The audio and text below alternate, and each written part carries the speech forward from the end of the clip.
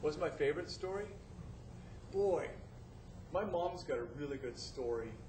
My mom's got this great story about she was in the desert, driving through the desert.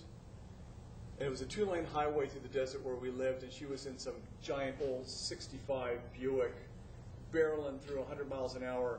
And up ahead was this cardboard box that had blown on the highway.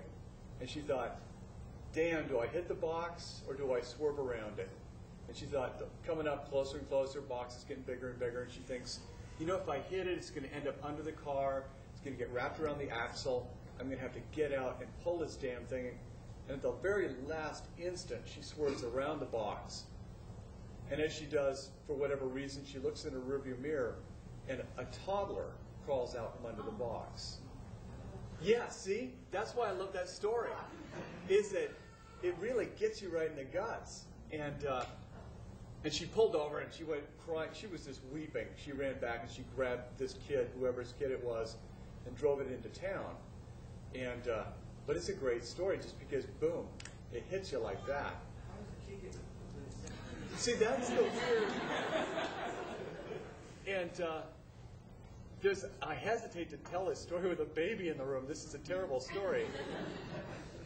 But years ago, and became sort of the model for my archetypal sentence, a sentence that comes down to one word, and the sentence is completely innocuous, like a truckload of ammonium nitrate fertilizer, until this one word, which is the trigger.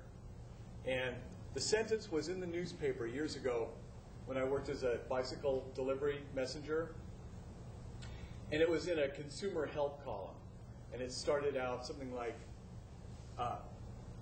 well, the warm weather's back again, spring's here, the birds are singing, the flowers are blooming, and this warm weather is going to draw more and more kids to the local wading pool, where many of these small children will be attracted to the gentle suction of the water inlet port.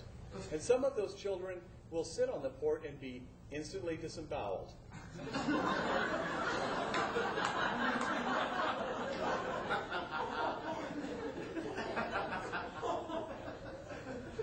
I read that sentence like, do-do-do-do-do, birds, flowers, suction. And then it lands on disemboweled. Oh my God. I just remember my hands going numb and the paper like fluttering to the floor. And then feeling like this instant rage against Susie Homemaker, who wrote that column, for setting me up for that horrible, horrible. And if I can ever write a sentence that is so seductive and so innocuous and then lands on such a horrific moment, then my life will be complete. That is my archetypal sentence.